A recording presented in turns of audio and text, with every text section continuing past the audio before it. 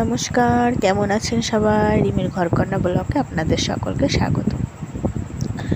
তো এখন হচ্ছে সকাল হয়ে গেছে, আমার স্নান হয়ে গেছে। তো এবার সিঁদুর টিঁদুর পরে তারপরে পুজোয় যাব। তো আজকে হলো রথযাত্রা, সবাইকে আমার তরফ থেকে রথের অনেক শুভেচ্ছা। তো চলুন তাহলে পুজোটা দিয়ে নিই। তো এখানে ঠাকুরটা স্বয়ং দেওয়া আছে, তো ঠাকুরটাকে আমি উঠাবো, উঠিয়ে তারপরে পুজো দেবো। এই যে রথ, ছেলের আজকে রথ টানবে। রথ টানা হচ্ছে বিকেলবেলায়। তো আমি এখন রথের পুজো করব। সকাল সকাল ঘরেরও পুজো হয়ে যায় আর রথেরও পুজো করে নেবো একবারে।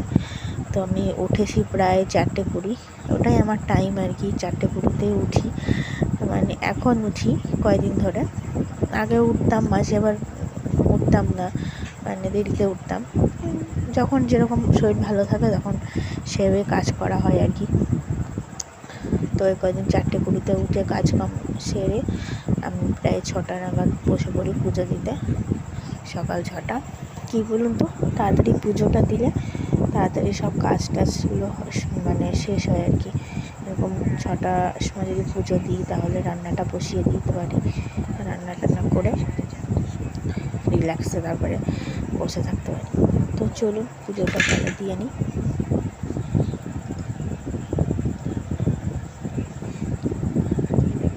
তো এখানে দেখুন, এখানে হচ্ছে কাঁঠাল, কতগুলো কাঁঠাল ভেঙে নিয়ে এসেছি। সেই কাঁঠালগুলোই আর কি দেবো রথ, মানে জগন্নাথ তো কাঁঠাল গজা এগুলো খেতে বেশি ভালোবাসে।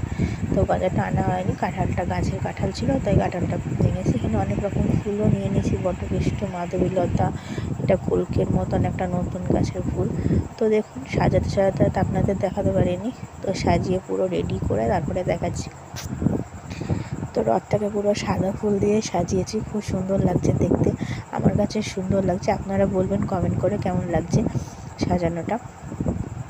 তো এখানে গুরুদেবদের সব প্রসাদ টোসাদ রেডি করে গুরুদেবের সাজিয়ে, গুরুদেবের এইগুলোতে সাদা ফুল দিই জবার পাশে পাশে, কিন্তু সাদা ফুলটা রথে বেশি দেওয়া হয়ে গেছে, ওই জন্য এখানে দেওয়া হয়নি। তো খারাপ লাগছে না, সাজানোটা ভালোই লাগছে।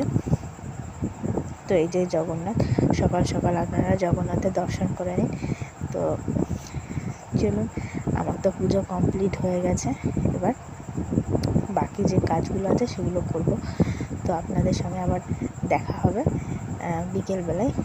তো এই যে বিকেলবেলায় আমার ছেলে রথ নিয়ে রেডি, রথটা আমি সুন্দর করে সাজিয়ে দিয়েছি। মেজদা এই ফুলের মালাগুলো নিয়ে এসে দিয়েছিল, তো সুন্দর করে আমি রথটাকে সাজিয়ে দিয়েছি। তো এখন রথে আর কি টানা হবে। তো এই যে মেজদা আর মা আর কি সঙ্গে যাবে, কারণ ওরা 3টে হলো বাচ্চা, তো মা যাবে সঙ্গে। তো রথ টেনে পাশে মাসিদের বাড়ি রাধা গোবিন্দ আছে, তো সে বাড়িতেই আর কি থাকবে, মানে ওটা হচ্ছে রথের মাসির বাড়ি আর কি। তো চলুন, রথ তুলে নিয়ে যাচ্ছে। তো বিকেলে চলে এসে সন্ধ্যাবেলার দিকে চলে এসেছি আমি কালীবাড়ির রথের মেলাতে।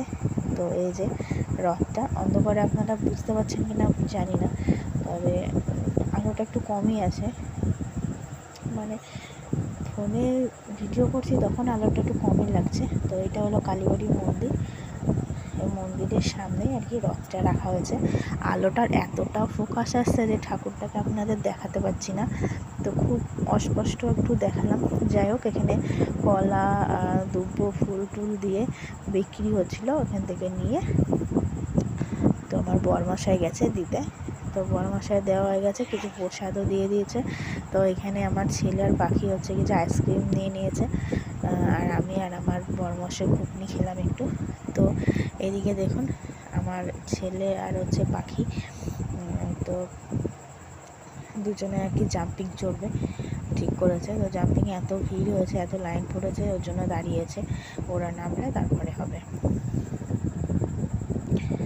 তো চলুন ওরা জাম্পিং করুক, ততক্ষণ আমরা এখানে ফুচকা খেয়ে নিই।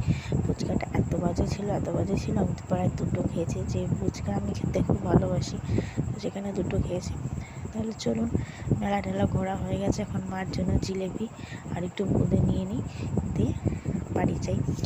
তো দেখা হচ্ছে পরে একটি ব্লগে। সবাই ভালো থাকবেন, সুস্থ থাকবেন, গুড নাইট।